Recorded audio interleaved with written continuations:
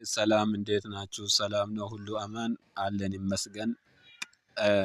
ያው እኔ ከዚህ በፊትም ዩቲዩብ ምናምን ነገር ሰርቼም አላቅም ለመስራትም ሀሳቡ አልነበረኝም። ነገር ግን እዚህ ጋር ህያ አፕ የሚባለው ይኸው አይሰራም።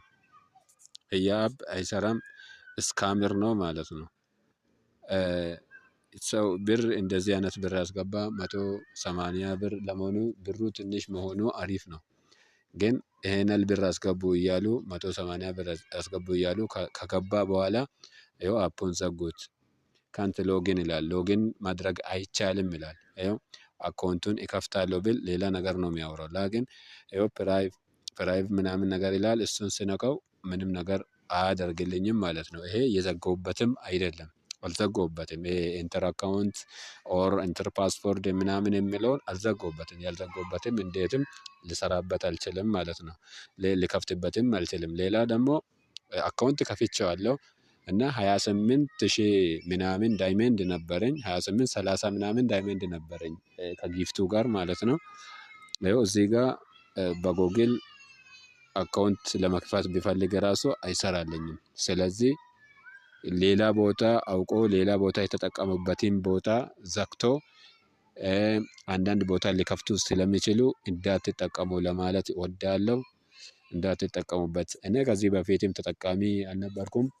ዩቲዩብ ላይም ምንም ፖስቼ ስለማላቅ ይሄንን ሼር አርግታችሁ ሁሉም ሰው ጋር እንዲዳረስ አድርጉትና እስካም ትልቅ ስካመር ነው። ስለዚህ ተጠንቀቁ ለማለት ነው። ምክንያቱም አይደለም 180 ብር አንድ ብር ራሱ እንዴት እየመጠች እንደሆነ በዚህን ጊዜ በጣም ይታወቃልና ሰው እንዳይሸወድ።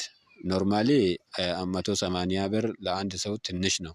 ግን 180 ብሩን 180 ሰው ቢጠቀም 180 ሰው ይሄንን ህያ አፕ የሚባለውን ቢከፍት ብሩ ምን ያህል ይሆናል ነው በሚለው ሰው እንዳይጠቀም ለማድረግ ሼር ኮፒ ሊንክ እያደረጋችሁ ለሰዎች አደራርሱ እላችኋለሁ። ቴንኪው። ሰላም እንዴት ናችሁ? ሰላም ነው ሁሉ አማን አለን ይመስገን። ያው እኔ ከዚህ በፊትም ዩቲዩብ ምናምን ነገር ሰርቼም አላቅም ለመስራትም ሀሳቡ አልነበረኝም። ነገር ግን እዚህ ጋር ህያ አፕ የሚባለው ይኸው አይሰራም። ህያ አፕ አይሰራም፣ ስካምር ነው ማለት ነው። ሰው ብር እንደዚህ አይነት ብር ያስገባ 180 ብር ለመሆኑ ብሩ ትንሽ መሆኑ አሪፍ ነው። ግን ይሄንን ብር አስገቡ